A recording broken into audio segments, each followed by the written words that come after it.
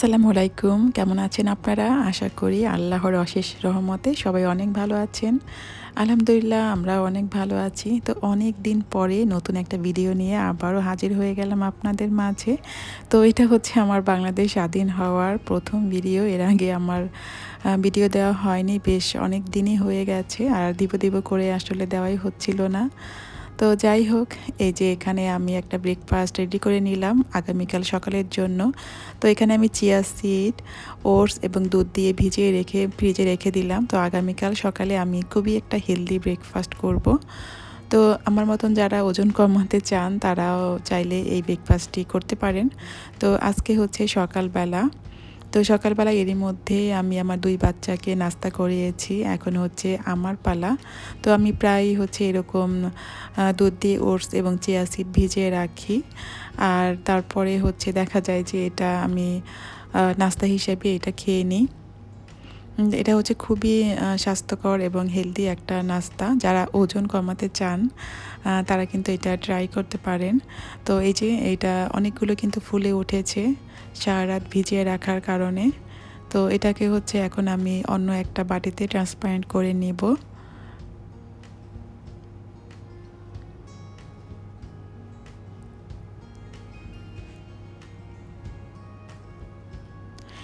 এখন এটার সাথে আমি কিছু ফ্রুটস অ্যাড করব। যে কোনো মিষ্টি ফ্রুটসই অ্যাড করা যায়, সিজন অনুযায়ী যে কোনো ফলই আপনার পছন্দ মতনই অ্যাড করা যায়। তো এখানে আমি নিচ্ছি কিছু কালো আঙ্গুর, একটা কলা, আর হচ্ছে বেদানার কিছু বীজ। এছাড়াও এখানে কিন্তু খেজুরও অ্যাড করা যায়, বাদামও অ্যাড করা যায়। আমি কিন্তু এক এক সময় এক এক রকম ফ্রুটস এক এক রকম জিনিস দিয়ে অ্যাড করে তারপরে খাই। আর এখানে কিন্তু অবশ্যই চিনি ব্যবহার করা যাবে না। যদি ওজন কমাতে চান তাহলেই কিন্তু এটা খুবই হেলদি একটা ব্রেকফাস্ট। আর এটা আমি আর আমার মেয়ে খাবো, কারণ ও এমিলিয়াও কিন্তু এটা খুবই পছন্দ করে। দেখতেও বেশ কালারফুল হয়েছে।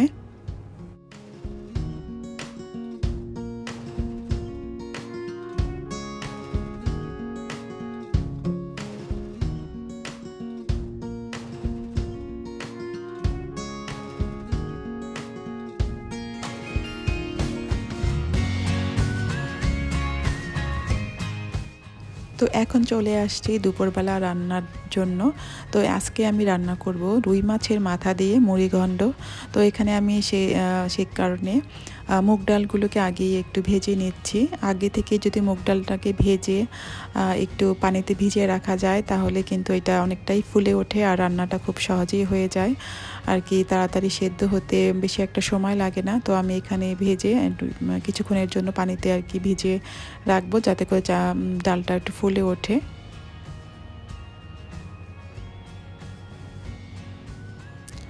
আমাদের বাসায় কিন্তু এই মুগ ডাল দিয়ে রুই মাছের মাথা মুড়িঘণ্টটা খুবই চলে। আমার হাজব্যান্ড খুবই পছন্দ করে, আর আমার কাছেও বেশ ভালোই লাগে। আসলে এটা রান্না করতে কিন্তু সেরকম একটা দেরি হয় না, কারণ সব কিছুতে হাতের কাছেই থাকে, তাহলে কিন্তু খুব সহজেই রুই মাছের মাথা দিয়ে মুড়িঘণ্ট করে নেওয়া যায়। আমি এখানে মুড়িঘণ্ট করার জন্য 2 পিস মাছ, মাথা এবং লেজ নিয়েছি। 2 পিস মাছ নিয়েছি আমার বাচ্চাদের জন্য, যদি ওরা দুপুরে খায় তো ওদেরকে খাওয়াবো, আর না হলে তো রুই মাছের মুড়িঘণ্টের ভিতরে দিয়ে দেবো আর কি।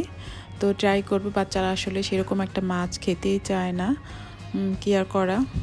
তো প্রথমে আমি কিন্তু মাছগুলোকে একটু ম্যারিনেট করে রেখেছিলাম 10 মিনিটের জন্য লবণ, মরিচ, হলুদ দিয়ে।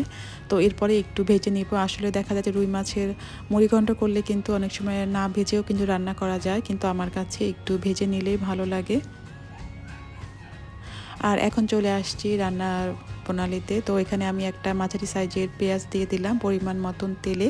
তো এখন আমি কিছু গরম মশলা অ্যাড করব, 2টা এলাচ, 3টা লং, 1 টুকরা দারচিনি, আর একটা তেজপাতা।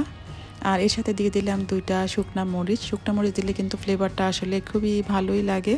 তো এটাকে আমি একটু ভেজে নিব।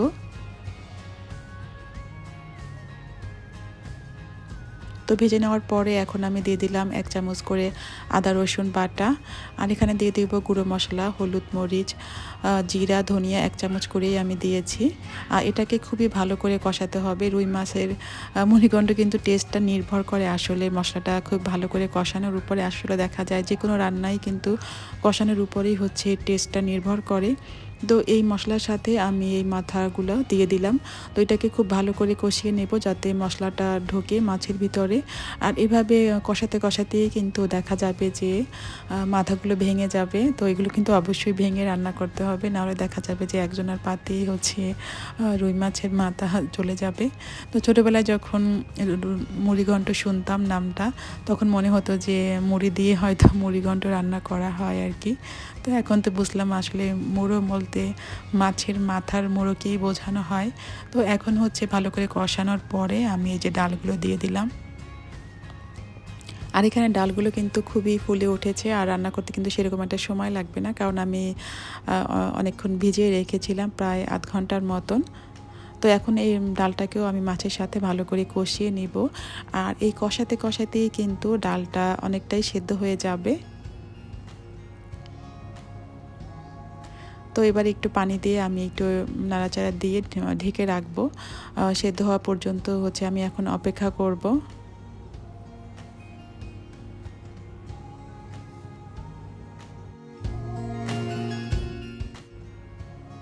কিছুদিন আগে বাংলাদেশের উপর দিয়ে যে ঝড়, বন্যা, রক্তক্ষরণ, যুদ্ধ হয়েছিল, তো সেটা আসলে তখন এত খারাপ লেগেছিল যে আসলে সেটা ভাষায় প্রকাশ করা যাবে না। বিদেশে থাকি, তারপরও মনটা পড়েছিল বাংলাদেশের। তো ঠিকমতো শান্তিতে ঘুমাতে পারছিলাম না, কি একটা অবস্থা হয়েছিল। তো যাই হোক, এখন বাংলাদেশটা স্বাধীন হয়েছে অনেক ছাত্রের রক্তের বিনিময়, প্রাণের বিনিময়। তো এখন যাতে বাংলাদেশটা আবার সব কিছু ঠিক হয়ে যায়, আসলে ঠিক হতে তো একটু সময় লাগে, রাতারাতিতে সব কিছু আসলে ঠিক হয়ে যায় না। তো ইনশাল্লাহ একদিন সব কিছুই ঠিক হয়ে যাবে। আর এখানে হচ্ছে রুই মাছের মাথার মুড়িঘণ্টর সাথে আমি টমেটো নিয়েছি, কিছু মানে ভর্তা তৈরি করব। তো টমেটো কাটার সময় দেখা যায় যে আমার ছেলে কোথা থেকে যেন চলে আসে পণ্ডিতি করার জন্য। আসলে ও টমেটো খেতে খুবই লাইক করে। আর এখানে আমি পেঁয়াজের কলি হচ্ছে কেটে নিয়েছি। তো এগুলো আমি রুই মাছের মাথা যখন রান্না হয়ে যাবে, রান্না শেষে দিব, ফ্লেভারটা আসলে খুবই ভালো হয়। এছাড়া টমেটো ভর্তা করব, সেখানেও দিব, তাহলেও ফ্লেভারটা আসলে খুবই ভালো আসে। তো দেখা যায় যে মাঝে মাঝে ফ্রিজে পড়ে থাকে অনেক কিছু, তো তখন দেওয়া হয় না। তো আজকে হচ্ছে পারফেক্ট একটা সময়, তো এগুলোর ভিতরে দিলে আসলে ফ্লেভারটা খুবই ভালো হবে। তো আর এই যে আমার রুই মাছের মুড়িঘণ্ট কিন্তু অলরেডি হয়ে গেছে, সেদ্ধ হয়ে গেছে। আমি কিছু কাঁচামরিচ দিয়ে দিলাম, ধনিয়া পাতা আর যে স্প্রিং অনিয়ন দিয়ে দিলাম। আর এখন এটাকে একটু নাড়াচাড়া দিয়ে হচ্ছে আমি ঢেকে দিব। তো চুলাটাকে আমি অলরেডি বন্ধ করে দিয়েছি।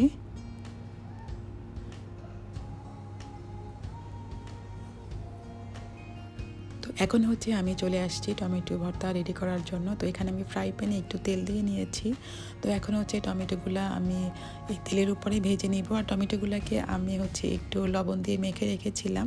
তো এগুলোকে আমি মিডিয়াম টু লো আঁচে ভেজে নিব।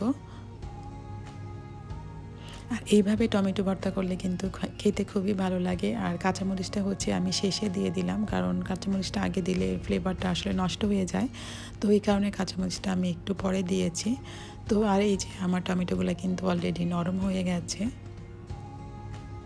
তো এটাকে আমি কয়েকবার যে ঢেকে সকল রেখে ছাত্রদের রক্তের বিনিময়, প্রাণের বিনিময় বাংলাদেশটা আবার স্বাধীন হয়েছে, তাদের আত্মার মাগফিরাত কামনা করি। আর যারা আহত হয়ে এখনও হসপিটালে চিকিৎসা নিচ্ছে, তাদের দ্রুত সুস্থতা কামনা করি।